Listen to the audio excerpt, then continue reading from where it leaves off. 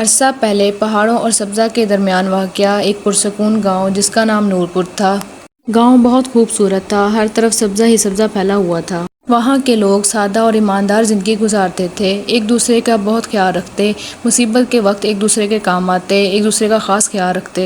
گاؤں کے بیچوں بیچ ایک بہت بڑا درخت تھا جو صدیوں سے وہاں موجود تھا۔ کچھ لوگ اسے بابا درخت کہتے تھے، لیکن بزرگوں کا ماننا یہ تھا کہ یہ درخت سننے اور سمجھنے کی طاقت رکھتا ہے، اس میں کوئی جادوئی طاقت موجود ہے۔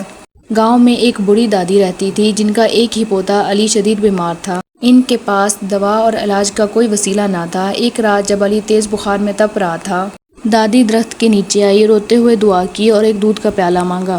اچانک درخت کے تنے سے ایک سوراخ نمودار ہوا اور خوشبودار دودھ بہنے لگا۔ دادی حیران رہ گئی، مگر انہوں نے فوری اپنا پرانا لوٹا نکالا اور دودھ بھرنے لگی۔ دادی خوشی خوشی گھر واپس آئی، گھر آ کر علی کو دودھ پلایا۔ دودھ پیتے ہی علی کی طبیعت فوراً بہتر ہونے لگی۔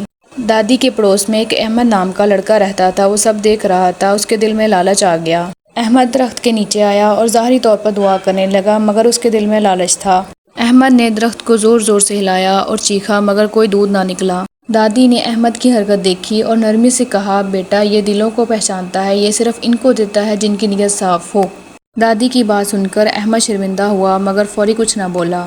اگلے چند دنوں میں اس نے غور و فکر کیا، اپنے رویے پر سوچا اور پھر آہستہ آہستہ خود کو بدلنا شروع کر دیا۔ چند دنوں بعد احمد سچے دل سے درخت کے نیچے بیٹھا اور دعا کی۔ جیسے ہی احمد نے سچے دل سے دعا کی، درخت سے دودھ بہنے لگا۔ احمد نے پہلے دودھ کا پیالہ ایک یتیم بچے کو پلایا اور باقی پھر لوگوں میں بانٹ دیا۔ اب وہ دودھ بیچنے کا نہیں، بانٹنے کا ذریعہ بن چکا تھا۔